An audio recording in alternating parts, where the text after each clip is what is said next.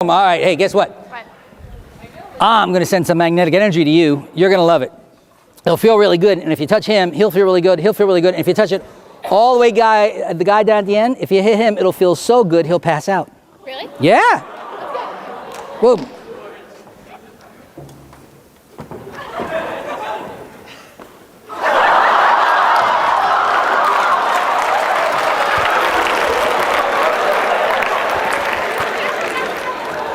Not stuck anymore. There you go. See if you can do it now. There you go, darling. Give these folks a round of applause. They are outstanding.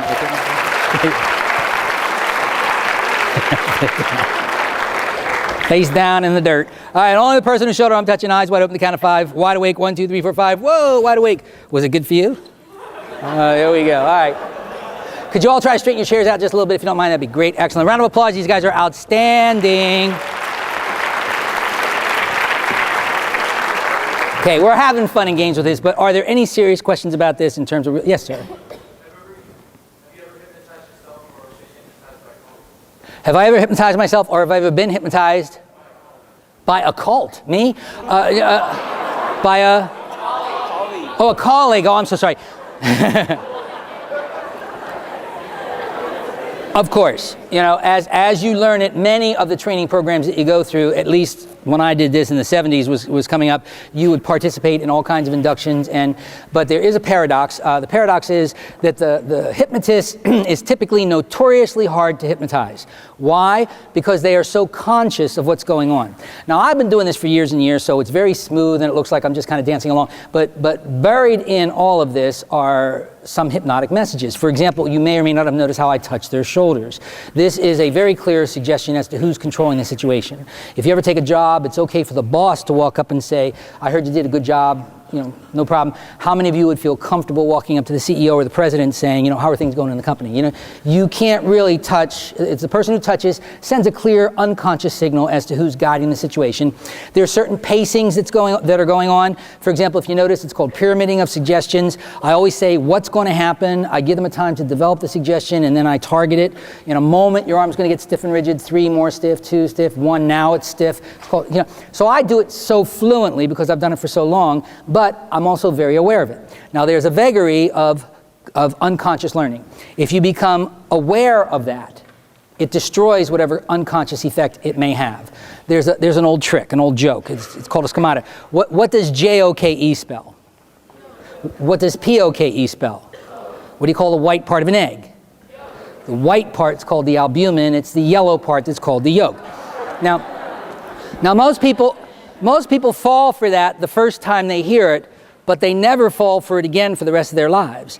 Now that you are conscious of it, you know, it has an unconscious effect on you until you become aware of what that effect is supposed to be, and then it dissipates it. Have you ever laid in bed at night and tried to get to sleep?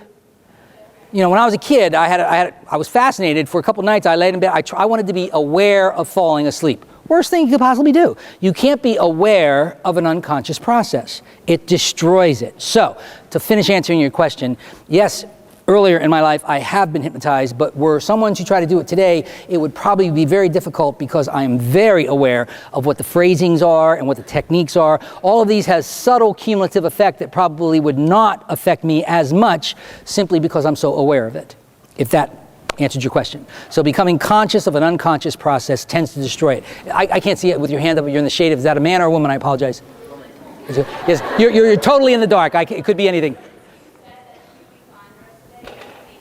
Well, she's clearly not listening to me, is she? You know, that's why we're going to spend a few minutes with her before I leave. There are some folks that are just such good subjects that were you to use a hypnotic patter, they're going to respond. In my career, I've had at least a dozen cases where I go through the audience and there's someone that's clearly a great subject, and I'll say, do you want to volunteer? And they will say, absolutely, no way, I don't want to do it. And of course, I'll say, fine, and then I come up and I do my thing, and then you hear people giggling. That same person who is so not going to do it is totally out now. It's rare, but there is a small percentage of people that are such good subjects, they'll do it invariably.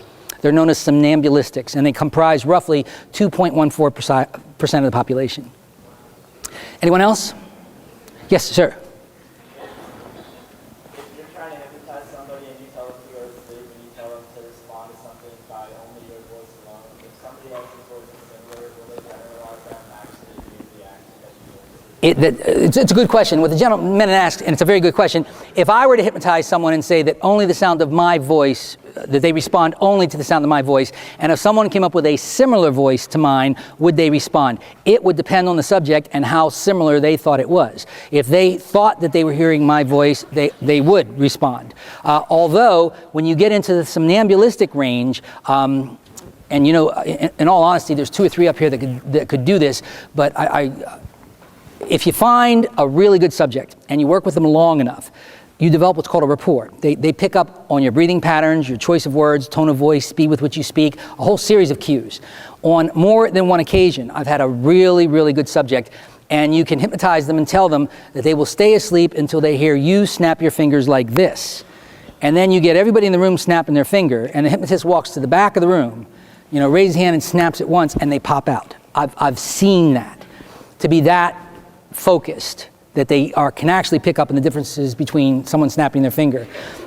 I have seen good hypnotic subjects. You take a deck of cards, shuffle them at random, go with the backs facing up and tell them somewhere in here is a picture of your mother, you know, and tell me when you see it. Okay, that's it. Tell me what she looks like, what's she wearing, where is she, you know, out on the porch, blah, blah. Take the card without them ever seeing what card it is, and put it back in, shuffle the deck, have someone else shuffle it, take the backs and say, tell me when we get to the card that's your mother's, and 9 times out of 10, it's that one, and they pick it up. And it'll be a brand new deck of cards. Now, they are clearly picking up something on that card, some little scratch or dent or something, but they're able to isolate all the distractions and notice something that the casual observer would not notice. So they become extremely focused. It's rare, but it does occur. All kinds of strange things you can do with a very, very rare subject. Yes, sir?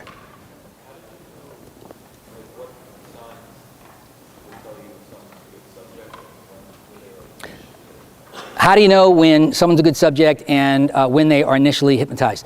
I have been maintaining for years that the average person in this country is spending 70% of their waking day in a trance anyhow. I know that sounds odd, but I happen to believe it. All you got to do is watch the person in casual conversation. Anybody you're talking to, they lose it, they get it back again, they drift in and out. If you could literally clock how much time they spend in the here and now as opposed to their heads in the clouds, most of us are losing about 60 to 70% of our waking day anyhow. So when does it start and when does it end is an open question. Hypnosis is not like a light switch, even though I'm making it look like one. Hypnosis is more a continuum. When did these people start being hypnotized? They probably hypnotized themselves before they walked through that door. If they know they're going to be hypnotized, if they know there's hypnosis involved, some of you folks went through a little mental judo. Am I going to do it? Do I want to do it? What would I feel like? I wonder what it would be like. So they walk in here pre-hypnotized. And all I got to do is look for the body signals. Now to the second part of your question, what are the body signals? Again, technical name is response attentiveness. A trained hypnotist will look for the following. Catalepsy.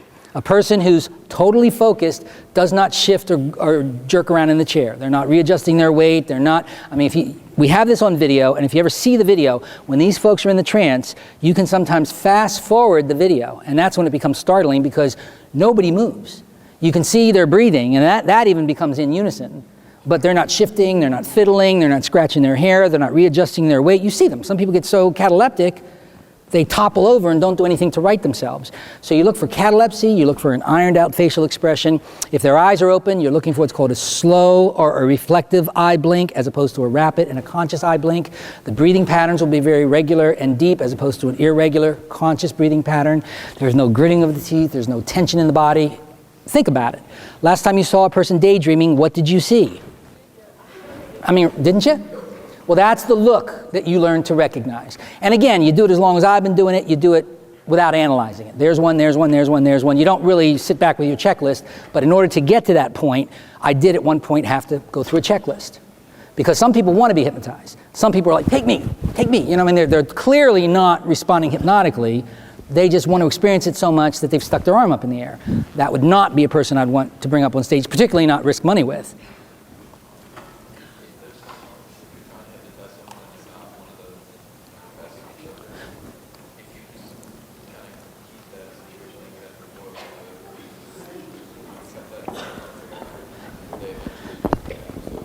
Yes?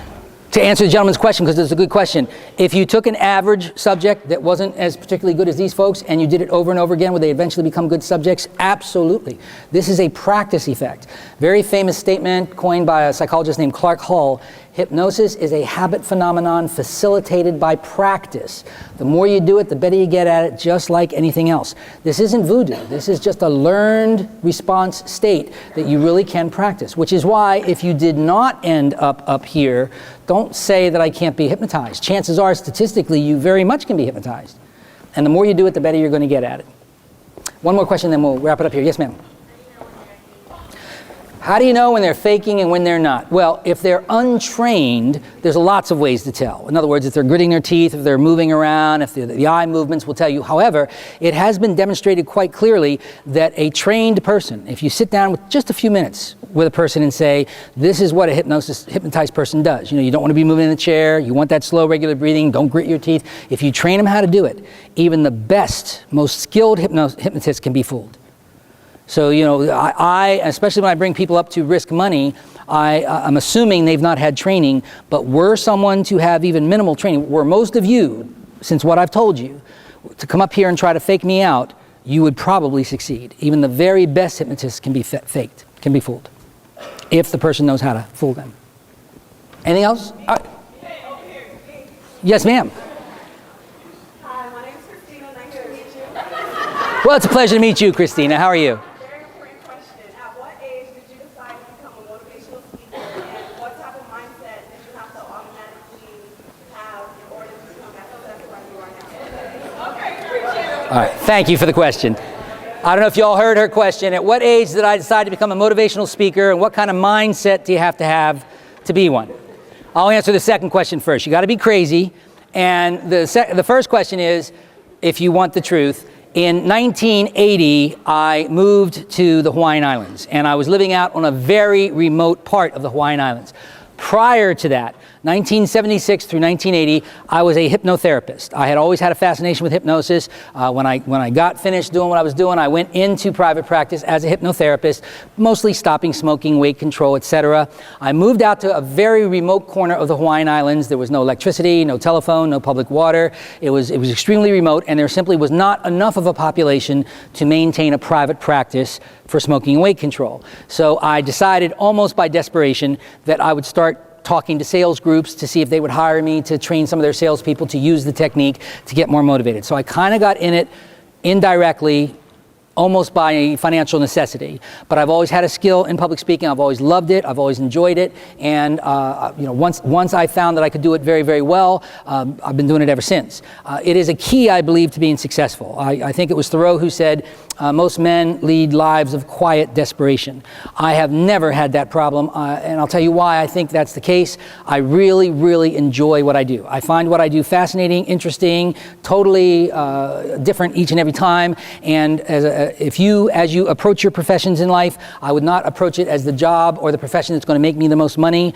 Because as you saw earlier, money doesn't motivate people. Ultimately, I would approach a profession that you really find fascinating, something you really enjoy doing, something that really you have a passion for. That is what I think satisfies people much more than any kind of money. And I was simply fortunate enough to, you know, the situation I found myself in, I took advantage of it, and that is how it happened. Yes, sir. Thank you, ma'am. Yes, sir. What do you think? I'm going to throw that question. Is it? My first answer would have to be no. I don't think it's possible to hypnotize a dead person, and I don't think you can hypnotize chicken. Wake up! You know. Although apparently it was deaf. Oh, deaf! I'm sorry. They said deaf. I'm sorry. I didn't mean to be facetious. I thought you said dead person. I apologize. Yes, it is very much possible to hypnotize a deaf person. Hey, 3 times now. And I'm getting ready for the 4th. 3 times now I have spoke to international audiences. Back in, I guess, 1997, Prudential Insurance hired me to speak to their international conference where it was 5,000 Japanese who did not speak any English, Japanese, Chinese, Brazilians, Italians, and something else. And they all had translation headphones on. So I would say something, it would be translated, it would take 10 seconds to translate it or something, and then they'd get it. Now that's weird, because if you're talking and you say something funny, And then 10, 20 seconds later, that section starts laughing, and you go, what they, and then they start laughing, and then they start, very bizarre. But you had to hypnotize them with mime. You had to do it without really using a lot of language. And it worked. And I did that in Istanbul. I did it for that international audience. I did it in Hong Kong. And I'll be doing it the 24th of April in Egypt. I've been hired by the YPO. Yeah, I'm going to Egypt on the 24th and then off to Rome again. So, and they all use translation. So yes, you can hypnotize deaf people. You can do it by mime. Pardon me? Oh, see, that's not hypnotizing a deaf person. That's just using nonverbal communication. See, I mean, you don't have to use words.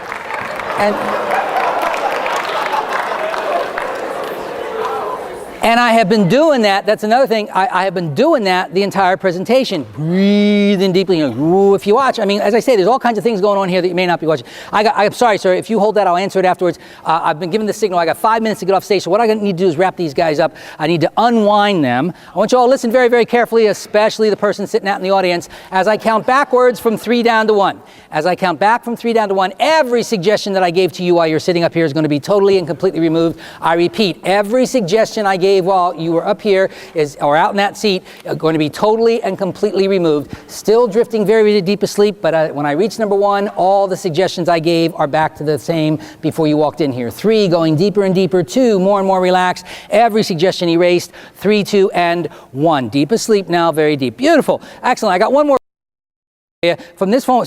Sir. Okay, from this moment forward. Very, very important.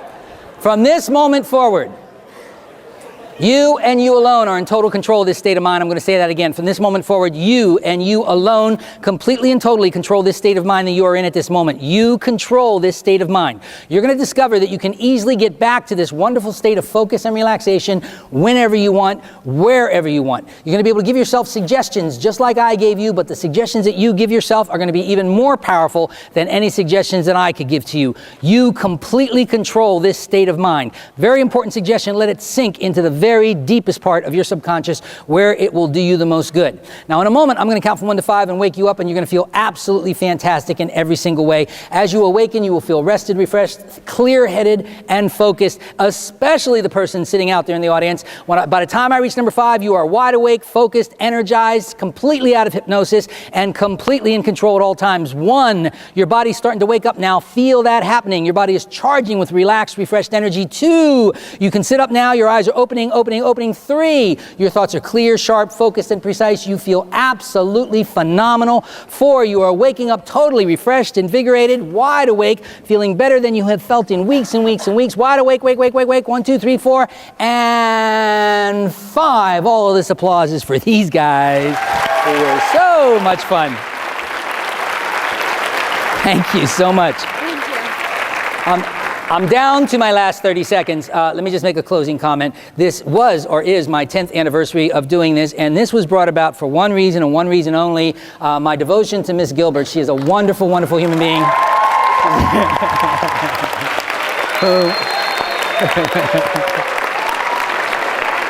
So, if you enjoyed it, please make sure that you let her know that. You guys were awesome. I want to thank you. I'm sorry we ran out of time. We do more fun things.